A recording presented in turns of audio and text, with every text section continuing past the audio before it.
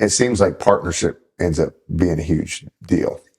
Like at the very beginning of it anyways, right? Yeah, I mean, Or is that, it's partnerships work or they don't work. yeah, yeah, And, I'm kind of a let's go on a handshake. I'm not really, I want to live my life on a handshake. That's the way I operate.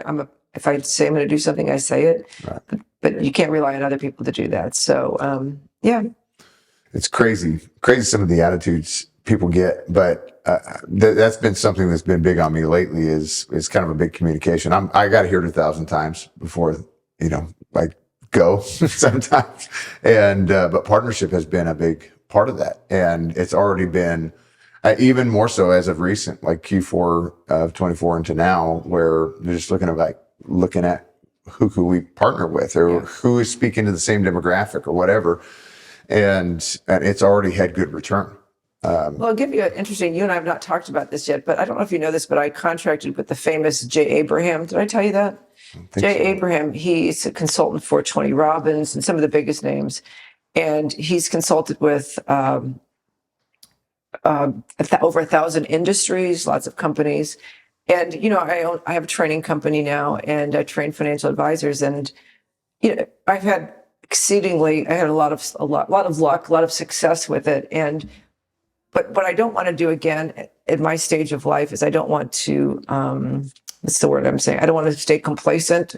And so I hired him and we've been working together. And one thing, and this is good for all of your entrepreneurs, and he's really big. His name is Jay Abraham, and he's got a couple of really great books, and you should get them. But he talks about the Parthenon principle. So if you think of a Parthenon, you think of the main, let's call it the roof for the main part of it, and then it's held up by a lot of these legs.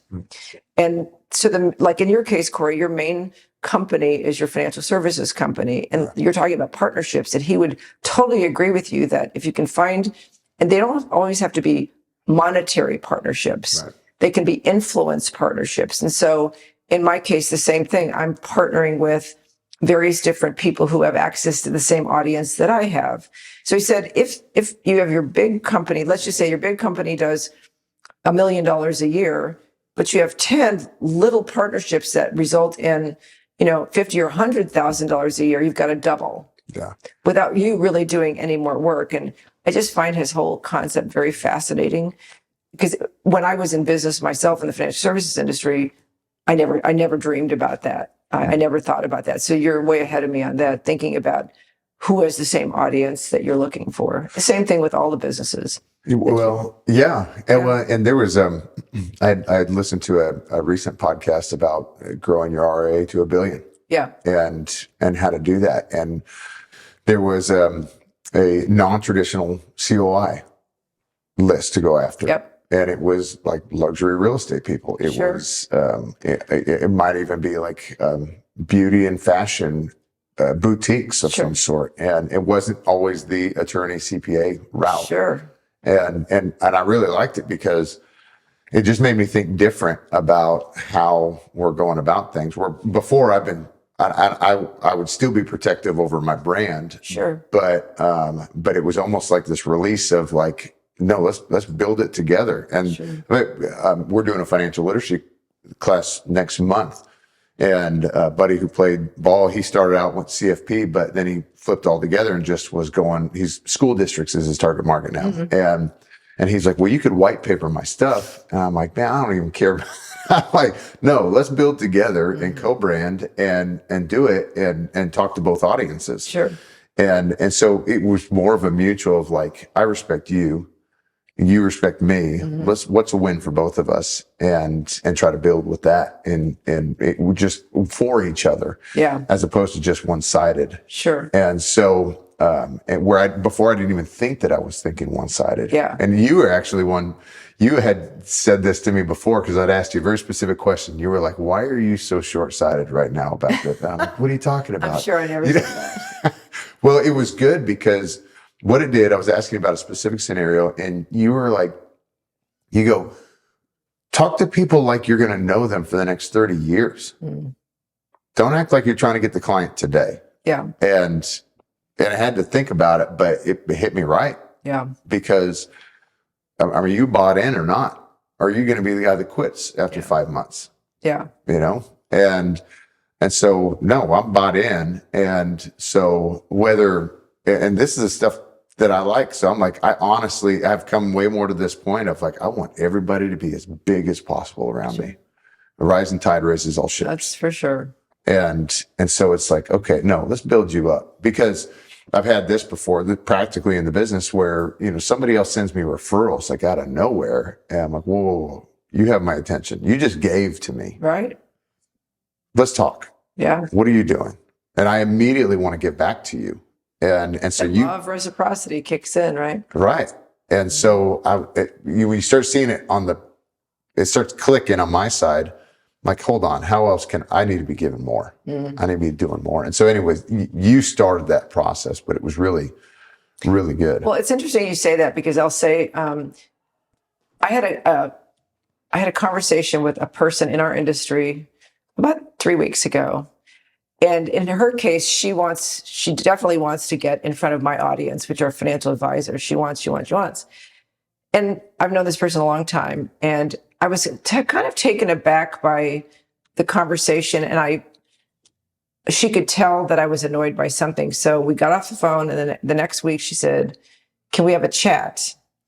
And I knew she was upset with me for the way I acted on the call. And I said, of course we can have one. And I knew that I hadn't handled that situation well. And I didn't exactly know why, but here's what I finally figured out, Cory. We got on the phone, and she and I talked. She goes, we've been friends for a lot of years.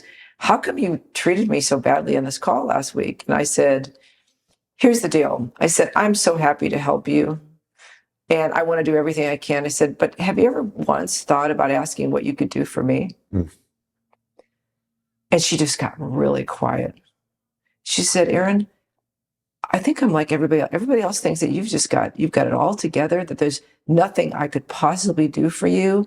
That I said, well, that's not the truth. And, it's always nice. It's kind of like, it's nice to be invited to things, even if you can't go. Yeah. I'd rather say no. I'd love to go to dinner with you, but I already have plans that night, rather than finding out that you all went to dinner without me, right? Yeah. In this case, and I think it was a lesson for both of us. One, I've been too proud to ask for help sometimes. And on the other side, this person thinks I've got it all together. What could they possibly do for me? Even if she couldn't do anything for me, it would have just been really nice if she would have asked. Yeah. And she was like, oh my gosh. It was a teaching moment for both of us. And I said, on the other hand, I did not handle our conversation well at all. And I apologized. And I sent an email to her assistant, who was on the call too. And I said, that was not the best reflection of me. And I apologize. And she apologized too. She says, I've been thinking of this completely one-sided. So for anybody out there, like you said, when you get a referral, that's a big gift. Yeah. Immediately say, what can you do for that person? Let's make it reciprocal and not all of this one-sided stuff. Yeah. That was big for me. Because I think we all have probably pretty liberal thoughts of how good we are, right? and well, I've done a lot. Well, then you realize how short-sighted you can be so many times. And so I was thankful for it, because I've called you the female version of Bill Parcells, right? you love my stepmom, because I like blunt, black and white. Tell me how it is, and that's what I've had my whole life. And so, and the reason I love it is because I can act on it. If it's too gray, I don't know where to go. Yeah. And so it was really big to me. But that's a good transition right now, because I came into your program. So you had an awesome exit, and you're trying to figure out. Tell me, how did you started a program for advisors to teach others how to serve in the way that you served. Now this is also a vehicle to serve something else that's pretty big to you. But talk about that transition just for a moment in going into creating this program. How did you know that was going to be a thing? I didn't. So what happened was in 2015, I started showing up with the Barron's Top 100 list and all these categories. And so, especially, I'm a unicorn. I'm a female at the top of the industry. There's only a couple of us. And so I was always asked to give speeches. And so I used to think, why would I want to train my competitors? I just kind of couldn't put those But, finally about 2015, I said, okay, it's time for me to give back to the industry. So I got asked to give 6 speeches. And at the time they were paying $15,000 or $20,000 for each speech. But back in the day, even today, it's never a 1 hour speech. It's a day to travel there, a day to do the speech, a day to come home. And I'm like, no, I could pick up the phone and call a client and make $20,000. I don't need to get on a plane. Well, all my new ideas, I pray a lot, and my new ideas come at 3:30 in the morning. And I woke up and I said, well, what if every time I got on a plane to give a speech, what if we gave half of the money to the orphanage that Bob and I support? So I checked with Bob and I said, what do you think of that? And he goes, oh my God, that's a great idea. So suddenly I had purpose to get on a plane. And so my first speech, in the middle of the night, I woke up and I had an idea, and I put up a slide at the very end and said, hey, come spend the day with me and my team. And I was going to charge $3,000 and give half of that money to the orphanage. And I had 18 people sign up. And I'm like, oh my gosh. I came back to Dallas and I'm like, we've got 18 people coming. I mean, I didn't have a program. I had nothing, but I'm a 10 quick start. So, you just make it up on the fly. Yeah. So that was great. after the first group came, then about every 2 to 3 months, we had another 15 to 20 advisors coming through, because they just wanted to come and see where the magic took place, right? And how did this all work? And so at the end of that one day, now spending a day with me, as you can imagine, is like drinking from a fire hose. And they were like, wow, and so at the end, I also gave them 2 hours of time with any member of my staff or me, but they had to submit their questions in advance. So after about 2 years of doing this, I realized, oh my gosh, they all have the exact same questions. And we could even take those questions and put them into categories. And I was thinking, how could I have more of an impact? Do all of these people have to make all the same mistakes? I mean, is that their destiny? Could anybody step in and help them? So at the time, I was taking an online course. This is back in 2016 on alternative investments like Bitcoin, all the things that were just like new words. And I wanted to know, what is the big talk? Well, the guy that I was taking this online course from then created a course to teach you how to create an online course. So I'm taking this online course and I'm like, oh my gosh, it's great, but there's so much technology. And I called this company and said, hey, can you do this for me? And he's like, nope, we don't do that. So my dream kind of went down the tubes, and I'm thinking, well, it wasn't meant to be. So one day, by this time, Cory, I only went into my office if there was a very high net worth client that needed to meet with me, a new prospect. So I see on my calendar, I'm supposed to be coming in for a meeting. So I get there and I ask my secretary, like, okay, who is this person? And she said, it's an advisor looking for a job. I was like, are you kidding me? I mean, so I walk into the office and I was very upset with her for scheduling this meeting. Because I didn't have any positions. Like, what am I doing here? Yeah. So I go in the conference room. There's this guy sitting there, and he said, hey, I'm an advisor. I've moved down from Wisconsin. I'm struggling in the business. I did a Google search, best advisor in whatever, North Dallas, and he found me because your name kept coming up, and I'm looking for a job. I didn't want to be mean or ugly. I'm here right now. It's like, okay, well, I'm not sure I'm in a position, but let me tell you what I'm thinking about. And I turned around, and on my whiteboard, I wrote out, I'd come up with these 5 categories of, what do you think of this? If I taught you this and this and this and this and this, do you think that would have helped you not be a struggling advisor? He goes, oh my gosh, that'd be awesome. I would love to have that and pick the brain of somebody who's made it. So I said, well, that's what I'm thinking about doing. And he said these words. He goes, so you're thinking about doing an online course? And I go, yeah. He goes, I've already done that. And I'm like, what? And he said, if you've ever met Mike, he's short in stature. He's really muscular. Well, he happens to be, he's like an expert in personal defense. So he created an online course to teach people. He does jujitsu and to teach people, if you're attacked from the back, how to take care of yourself. I said, so the technology piece, you've already done the technology piece? He goes, yeah. And he's a financial advisor. I mean, okay, God, thank you. It was literally, Cory, it was like he was dropped in my lap. So the next day I said, well, can you come in tomorrow with like a proposal of what this would take, monetarily, da-da-da-da. So the next day he shows up with this butcher block paper. This is what it would take. And that was it. We were off to the races. So it took us 2 years to write and film the course. And he literally sat in on every meeting with me, and he was picking out the nuances because I was unconsciously competent, right? I didn't know what I did that was any different from what anybody else did, right? Because this is what I did. But he could, because he'd been an advisor, he was able to point out how different this was from how he approached things, right? So beginning of 2019, we went for it. We was like, okay, let's put it out there. My big problem was I had a database of advisors about this big. Why would I have a database of advisors? They weren't my clients. I had no reason. So we put it out there, and we had 45 advisors start off with us. And I said, I'm going to take you through and really accelerate it. I'm going to talk to you every 2 weeks. I called them my founders. Yeah. And they loved it. So still, I mean, the problem that I've had is I still don't have this ginormous list of financial advisors. And people they hold them very close to the vest, right? When I do get a new list, I mean, again, it's a numbers game. So if I have 100 people on a live training, I will close 10 to 15. It's a 10 to 15% closing ratio. What I've found pretty regularly, consistently. If I'm on a stage, it'll be 15 to 20%. It's just, that's where the numbers work out. But so, yeah. And you asked for the last part was Bob and I have been involved in the orphanages.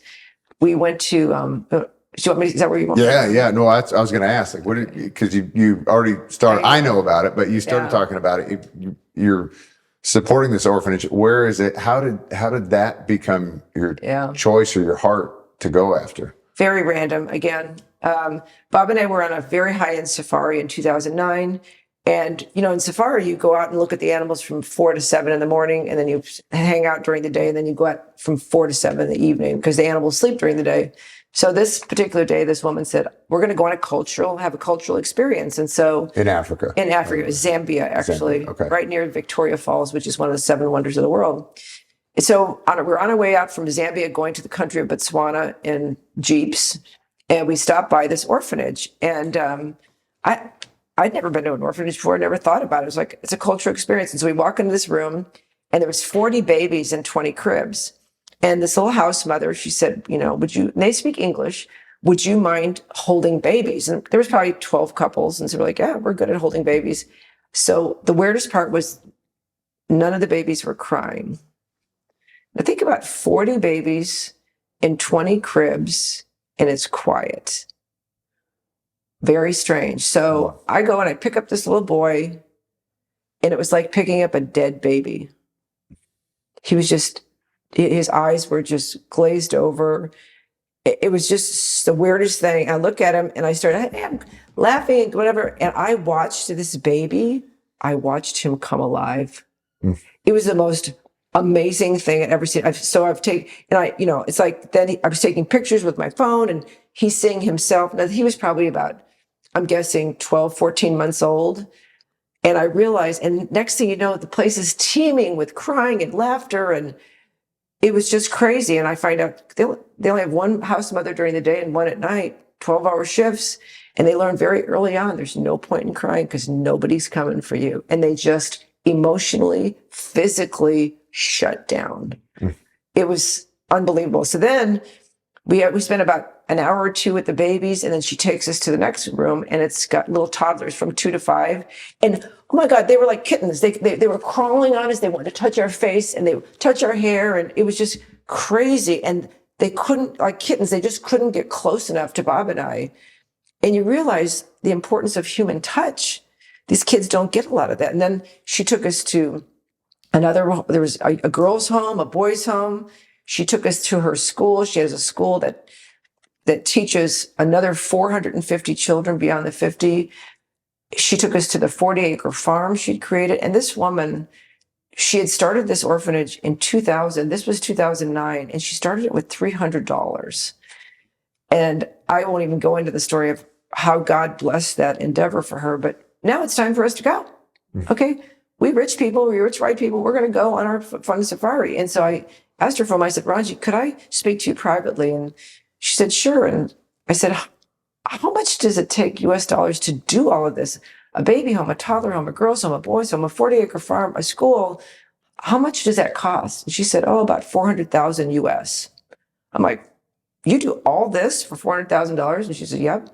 So we get into the bus, and of course, everybody's kind of crying or feeling bad or whatever. And I just looked at Bob and I said, we could make a huge difference right here. So we became one of the primary donors for a long time. And then we realized now we were putting those children at risk, because what happens to them if something happens to us? So now we have a very large pool of donors that come alongside us. And that's been 17 years. And so, what's really interesting, we were just there last October, and now the kids that were 2 or 3 are 19 and 20 years old. And most of them have come back and they're teachers at the school. And it's really cool. But I want to share with you one other thing just for your listeners, because the whole orphan thing is cool and everybody wants to be helpful and stuff. But now that I've been playing around this area for 17 years, Bob and I, last October when we were in Africa, we were asked to check out another program called Zoe Empowers, ZOE, Zoe Empowers. So we were in Nairobi, and we took a private helicopter to a remote village. And this was kind of cool because we had this young girl with us, and we go up to this village, and there was a brand new hotel there. And by the way, they don't see helicopters come in all that often. And so we go screaming around this hotel, and the hotel knew we were coming. Everybody in the town knew we were coming. And they'd taken baking soda and they created a circle with an H so the helicopter would know where to land. Well, as we're landing, I look out and there's thousands of people on the road stopping to see like who's coming in the helicopter. And I said to Ashley, it was just, and they're cheering. They're like, it was crazy. I said to Ashley, now you're going to know how Taylor Swift feels. So we get off this helicopter, and I said to Bob, who do they think is coming? So we get off, the mayor is there and brings us flowers. The chief of police is there. There's this entourage to greet us. And I was like, oh my gosh, I have no idea who they think this is, but it's just us, So we spent the day with them. And here's the really cool thing about Zoe Empowers. And I want to encourage everybody to check it out. They put young kids, they started in 2009, just the same year that Bob and I started helping our orphanage called Ebenezer. But they took a different tact, because I believe with all my heart, the orphan model is broken. I know it is. Okay. And I feel bad having kind of been a part of that brokenness. But we in the West have made the continent of Africa, the continent is a continent of dependency. Yeah. And we've made ourselves feel really good about ourselves. We just write checks. Easier to write a check than go get your hands dirty, Yeah. So what Zoe recognized in this the same year, and I wish I'd have found Zoe 20 years ago, but what they do is they find the most vulnerable children, orphans. And by the way, there are millions of them, because AIDS is still a big deal over there. People live with AIDS if they have the right medicine, but if they don't have the right medicine, they die and they leave a lot of kids. So what Zoe does is puts them in, the difference is they don't give them anything.